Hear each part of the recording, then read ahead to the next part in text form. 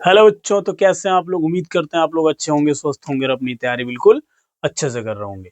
तो आज की क्लास में हम लोग पढ़ने वाले हैं क्लास 9th का मैथ प्रश्नावली 11.3 का क्वेश्चन नंबर 9, जो इस एक्सरसाइज का अंतिम क्वेश्चन है। तो इस क्वेश्चन को हम लोग बहुत ही आसान तरीके से सोल्व करेंगे और अच्छे से समझ कर बनाएंगे, क्योंकि ये क्वेश्चन थोड़ा सा अच्छा है। क्वेश्चन कहता है, क्वेश्चन नंबर 9 कहता है कि गेहूं की एक ढेरी 10.5 मीटर व्यास और ऊंचाई 3 मीटर वाले एक शंकु के आकार का है। गेहूं का ढेरी है। कोई भी अनाज वगैरह जब हम लोग इकट्ठा करते हैं तो इस प्रकार के शेप में आ जाता है, शंकु आकार में।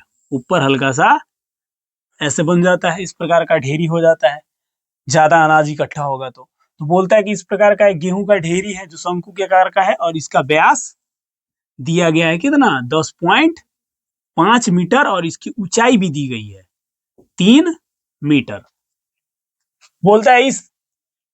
बोलता है कि इसका आयतन ज्ञात कीजिए। इस प्रकार की जो ढेरी है इसका आयतन ज्ञात कीजिए और इस ढेरी को वर्षा से बचाने के लिए कैनवास से ढका जाना है। तो इसका वांछित कैनवास का वांछित क्षेत्रफल ज्ञात करना है, यानी इस ढेरी को ढकने के लिए जो प्लास्टिक या त्रिपाल का हम लोग यूज करेंगे उसका पृष्ठीय क्षेत्रफल ज्ञात करना है। तो हमारे पास जो दिया गया है उसको हम लोग सबसे पहले लिख लेते हैं।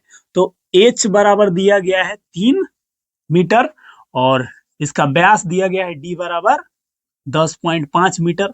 तो हमको त्रिज्या की आवश्यकता होगी, तो r बराबर d बटा 2 होता है, यानी कि 10.5 बट्टा 2 मीटर। और इसको हम लोग काट भी लेते हैं, इधर यहाँ पे लिख लेते हैं 2 पचे 10 और पॉइंट 2 दूना 4 और 2 पचे 10, इतना मीटर। जहां पे हमको इसका यूज करना होगा इसका यूज करेंगे और कभी इसका भी यूज करना पड़ेगा। तो ये दो हम लोग वैल्यू यहाँ पे लिख लिया है, ये काटा हुआ है, एक ऐसी बटा में है, ठीक है।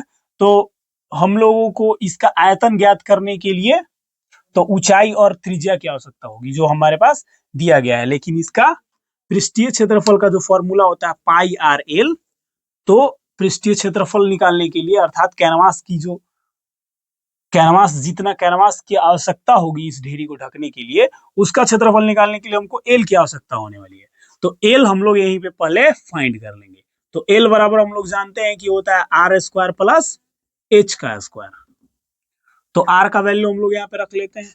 आर का मान अब यहाँ पे बट्टा वाला रखेंगे तो थोड़ा सा दिक्कत होगा, इसलिए हम लोग इसको रख लेते हैं 5.25 का स्क्वायर प्लस एच। तो एच हमारे पास 3 दिया गया है तो 3 का स्क्वायर हम लोग कर लेते हैं। और फिर एल बराबर यहाँ पे इसको सोल्व करते हैं अंडर रूट में 25 यानी 5.25 इंटू 5.25, इसका स्क्वायर करना है तो इसको हमको गुना करना पड़ेगा। तो 50 5 दूना 10 और 2 12, 50 और 1 26, एक अंक काट कूट करेंगे 2 से करेंगे, 2 पचे 10, 2 दूना 4 और 1 5 और 2 पचे 10 और 5 से फिर 5 आ गया तो फिर वही ऊपर वाले लिख लेंगे हम लोग 5 2 6 और 2, यहाँ पे आ गया 5 2 5 5 10 और 6 16, 2 2 4 और 1 5 और 6 और 1 7 और 2 का 2 और 2 और 2 4 अंक के बाद पॉइंट है, 4 अंक के बाद हम लोग क्या बैठा लेंगे पॉइंट, यानी कि 27.5625 और प्लस में 3 का स्क्वायर करेंगे तो 9 आ जाएगा और बराबर में यहाँ पे इसको जोड़िएगा तो 27 और 9 36.5625।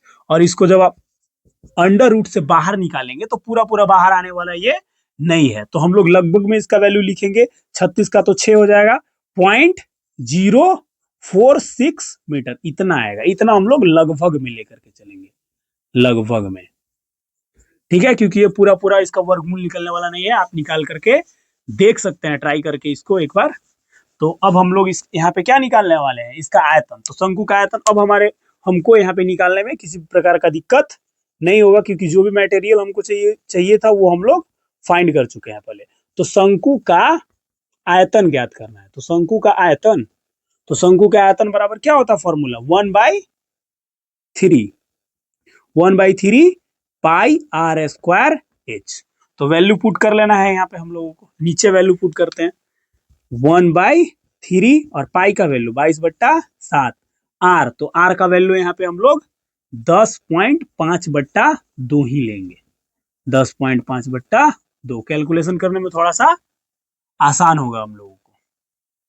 और एच, तो एच का वैल्यू कितना दिया गया है 3, ये 3 से 3 क्या हो जा रहा है कैंसल, रेड से काट लेते हैं हम लोग ताकि अच्छा दिखे, थोड़ा सा आपको क्लियर पता चलेगा। 7 से काटेंगे तो हम लोग ये कितना बार में काट लेंगे, 15 से 105, और ये 2 से कट जाएगा कितने बार में, 11 बार में। और फिर हम लोग इसको 2 से काट लेते हैं तो वही आ जाएगा 2 5 10.25। और यहाँ पे हमको क्या कर लेना है, कैलकुलेट कर लेना है। तो इसको हम लोग गुना करेंगे तो बच जाता है यहाँ पे 11 गुने 1.5 इंटू 5.25। एक ही बार हम लोग कैलकुलेट करके यहाँ पे लिख लेते हैं। तो इसको गुना करेंगे तो 15 एकम, इधर साइड में लिखते हैं, 11 पचे 55, हासिल बच जाएगा 5, 11 एकम 11 और 5 16, एक अंक के बाद पॉइंट है, एक अंक के बाद पॉइंट बैठा लेंगे, और गुना में बच जाता है 5.25। इसको गुना करना होगा, 50 25, 5 36 और 2 32, और 5 एकम 5 और 3 8, एक अंक काट कूट करेंगे, 2 पचे 10, 2 छक 12 1 13, 2 एकम 2 और 1 3, एक अंक काट कूट करेंगे, फिर वही 5 2 8, और यहाँ पे हो गया 5 2 और 8 5 13 और 3 16, 8 5 13 3 16 हो गया, यहाँ पे 3 और 2 5 और 1 हासिल 6 और 8 के 8, यानी 86.625 आ जाएगा, 86.625 आयतन हम लोग निकाले हैं, तो ये मीटर क्यूब में आ जाएगा। यानी इस ढेरी का आयतन कितना आ गया, 86.625। जो हमारे बुक में आंसर ये नहीं दिया हुआ है, बुक का आंसर नहीं आएगा। आप इसको 5 बार भी सोल्व करेंगे तो बुक का आंसर नहीं आने वाला है। तो बुक से आप ज्यादा मिलाएंगे नहीं, कैलकुलेट आप करके खुद से भी देख सकते हैं। तो अब हमको निकालना है, क्वेश्चन में फिर बोला था कि इसको ढकने के लिए वांछित कैनवास का क्षेत्रफल। तो कैनवास का क्षेत्रफल निकालने के लिए हम लोग को क्या करना होगा, शंकु का CA से ज्ञात करना होगा, शंकु का वक्र पृष्ठीय क्षेत्रफल अर्थात CSA। तो शंकु का CA से हो जाता है क्या चीज, पाई RL। पाई का वैल्यू 22/7, आर का मान हम लोग रखेंगे 10.5/2, और एल का वैल्यू कितना है, एल का वैल्यू हम लोग फाइंड किए हैं 6.046।